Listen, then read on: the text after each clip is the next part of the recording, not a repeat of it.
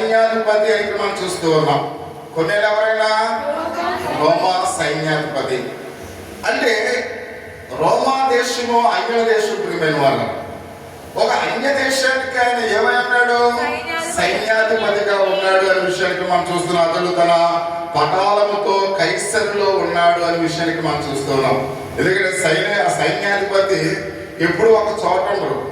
వాళ్ళు ఎక్కడ గొడవలు జరుగుతాయి, ఎక్కడ యుద్ధాలు జరిగితే ఆ ప్రాంతాల వారు ఆ మాలయ గుడారాలు వేసుకుని ఉంటారు ప్రియమైన వాళ్ళు.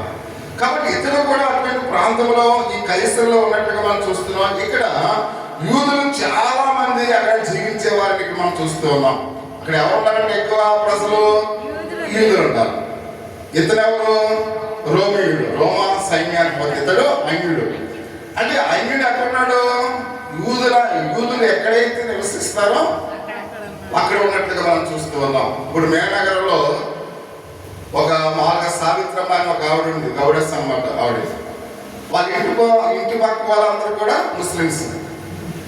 వాళ్ళకన్నా హిందీ చాలా చక్కగా మాట్లాడుతుంది. ఎందుకని వాళ్ళ ఇంటి పక్కన వాళ్ళందరూ కూడా ముస్లిమ్స్ కాబట్టి ఆటోమేటిక్ గా ఈవిడికి కూడా హిందీ చాలా ఎక్కువ వచ్చేసింది. ఎందుకంటే చూడండి, ఎవరైనా కోయిట్ వచ్చారనుకోండి, వాళ్ళు చక్కగా హిందీ మాట్లాడుతూ ఉంటారు, అలాంటి అరబీ భాష మాట్లాడుతూ ఉంటారు. ఎందుకని కొన్ని సంవత్సరాలు అక్కడ ఉన్నారు కాబట్టి.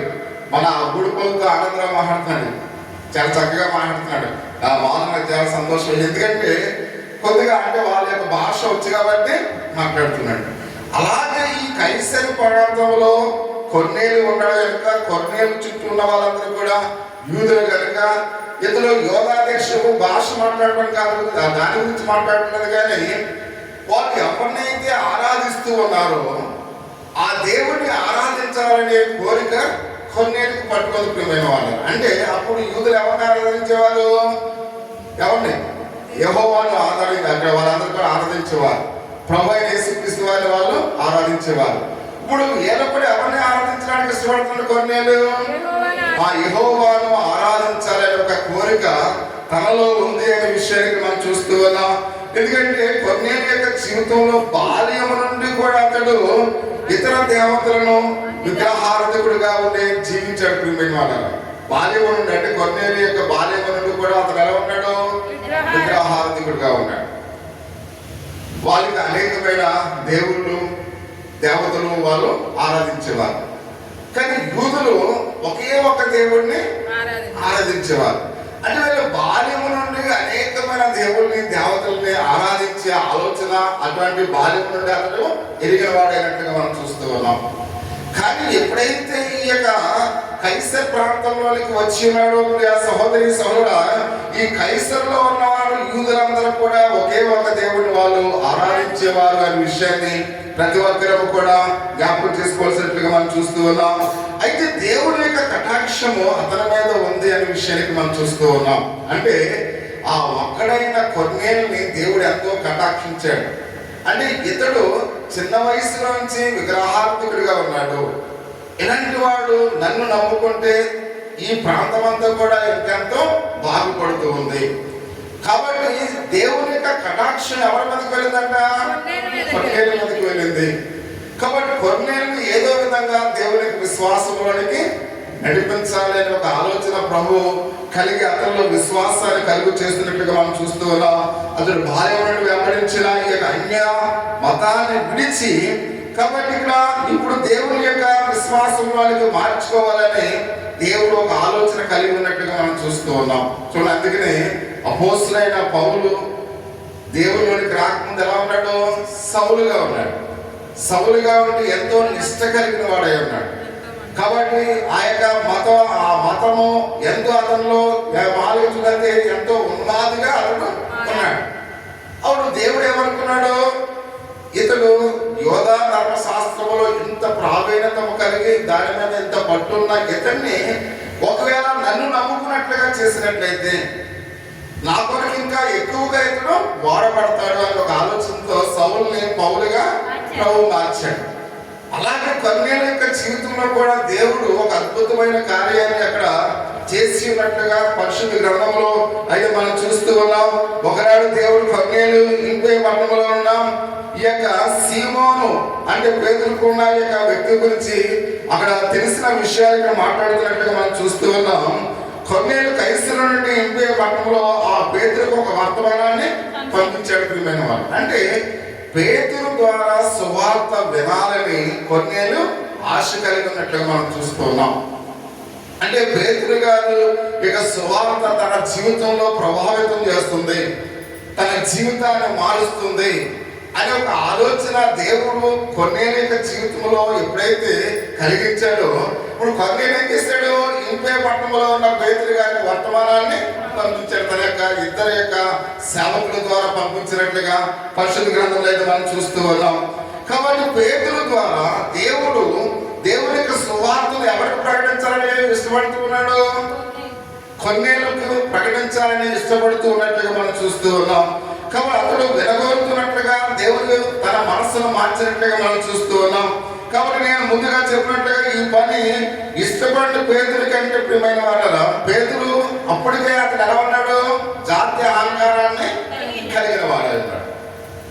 అంటే తన జాతి గొప్పది, తన జాతి యోధ మతం ఎంతో ప్రావీణ్యతం కలిగింది అనే ఆలోచన కలిగిన వ్యక్తి ఈ కొన్నేళ్లకు సువార్త ప్రకటించగలడా? ప్రకటించలేదు. అంటే ఇక్కడ ఇద్దరు వ్యక్తుల యొక్క జీవితాలు దేవుడు ఎంత అద్భుతాన్ని చేశాడో ఈ యొక్క ఉదయకాల సమయంలో మనం చూస్తూ ఉన్నాం. ఒక ఆయనేమో జాతి అహంకారాన్ని కలిగిన వ్యక్తి, ఒక ఆయనేమో రోమియుడు.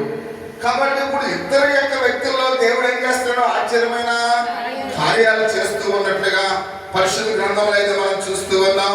పేతురు కంటే మరి ఒక వ్యక్తిని మనం కనుగొనలేకపోయిన వాళ్ళు, ఎందుకంటే అంత జాతి అహంకారాన్ని కలిగిన వ్యక్తిగా అతడు ఉన్నాడు అనే విషయానికి మనం చూస్తున్నాం.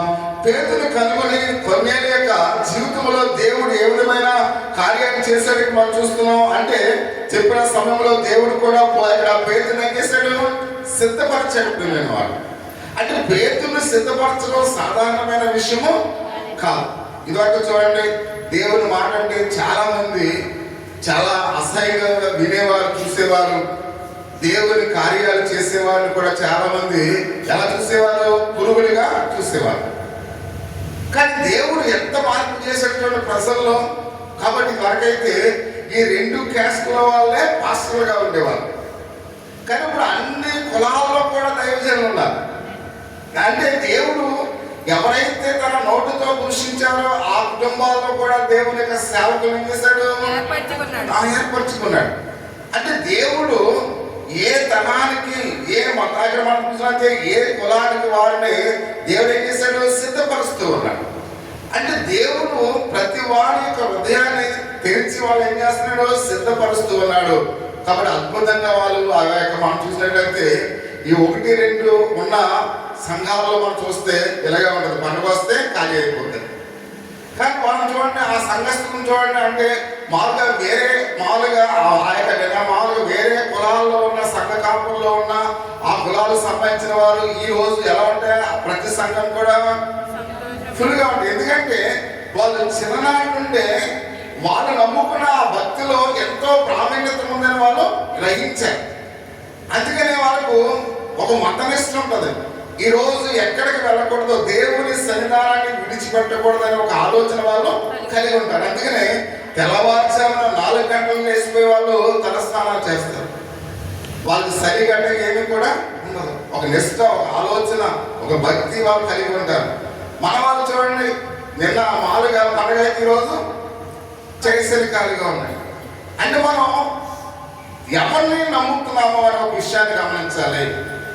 మనం నమ్ముకున్న దేవుడి మీద మనకు ఎంత భక్తి ఉంది అని గమనించాలి.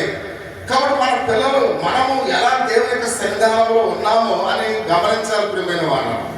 అంటే మనము 2 పడవల మీద కాలేసేవాడుగా ఉన్నాం. ఇది చాలా దేవునికి కోపాన్ని రగిలింపచేస్తుంది. ఈ విషయాన్ని ప్రతి ఒక్కరికి కూడా గమనించాలి. కాబట్టి మనం 2 పడవల మీద కాలు వేయకూడదు ప్రియమైన వాళ్ళ. ఒక గమ్యస్థానానికి మనం ఏమాత్రం కూడా చేరలేము. కాబట్టి అందుకని ప్రతి విషయంలో కూడా విశ్వాసంలో స్థిరంగా ఉండాలి, భక్తిలో స్థిరంగా ఉండాలి. అందుకని అంటూ చల్లగానే ఉంటూ వెచ్చగానే ఉంటూ వెచ్చగా ఉండకు. అటువంటి విశ్వాసం దేవునికి ఏమాత్రము కూడా ఇష్టమైనది కాదు అనే విషయానికి మనం చూస్తూ ఉన్నాం. కాబట్టి వాళ్ళు ప్రతి విషయంలో కూడా నేను ఏమై ఉన్నాను, నేను క్రైస్తవున్నా అని ఉన్నా, క్రైస్తవుని అంటే దేవుని యొక్క సన్నిధానంలో ఆదివారం ఉండాలి అనే ఆలోచన మనలో రేకెత్తించాలి ప్రియమైన వాళ్ళు. అందుకనే కొన్నేళ్ళు చిన్ననాటి నుండి బాల్యం నుండి తన మతనిష్టలో ఎంతో నమ్మకమైన వాడిగా ఉన్నాడు కనుక ఎలాంటి వాడు నన్ను నమ్ముకుంటే అనేక మందికి అనేక విధాలుగా ఇతడు ఎలా ఉంటాడు, ఒక మోడల్గా ఉంటాడు, మాదిరిగా ఉంటాడు. మనల్ని బట్టి అందరూ కూడా ఒక మాదిరికరమైన జీవితాన్ని అలవర్చుకోవాలి, క్రైస్తవులంటే ఎలా ఉండాలనే ఒక ఆలోచన ఇతరులకు కలగాలి ప్రియమైన వాళ్ళు. కాబట్టి అటువంటి విశ్వాసతను మనము కలిగిన వారమై అందుకనే ఆయన మన హృదయంతరంగాలు ఏం చేస్తున్నాడు, చూస్తూ ఉన్నాడు. నీ విశ్వాసము ఎంత పరిణితి చెందింది, నీ విశ్వాసంలో నువ్వెంత గొప్పవాడుగా ఉన్నావు, నీ విశ్వాసంలో దేవునికి ఎంత ప్రాధాన్యత చేస్తూ ఉన్నావు, అన్ని విషయాలు ఆయన చూసేవాడుగా ఉన్నాడు అనే విషయాన్ని పరిశుద్ధ గ్రంథంలో అయితే మనం చూస్తూ ఉన్నాం. అందుకని ఇద్దరి యొక్క హృదయాలను ఇక్కడ ప్రభు మార్చినట్లుగా పేతురునేమో సిద్ధపరుస్తూ ఉన్నాడు.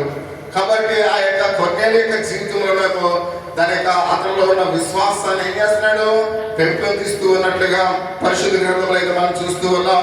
కాబట్టి అందుకని ప్రియమైన వాళ్ళరా ఈ యొక్క వాక్య భాగంలో అదే సమయంలో పేతురు సీమోను అనే పేరుగా ఒక స్నేహితును దర్శించడానికి ఆయన ఎక్కడికి వెళ్ళాట, ఇంపే పట్టణానికి వెళ్ళినట్లుగా మనం చూస్తూ ఉన్నాం.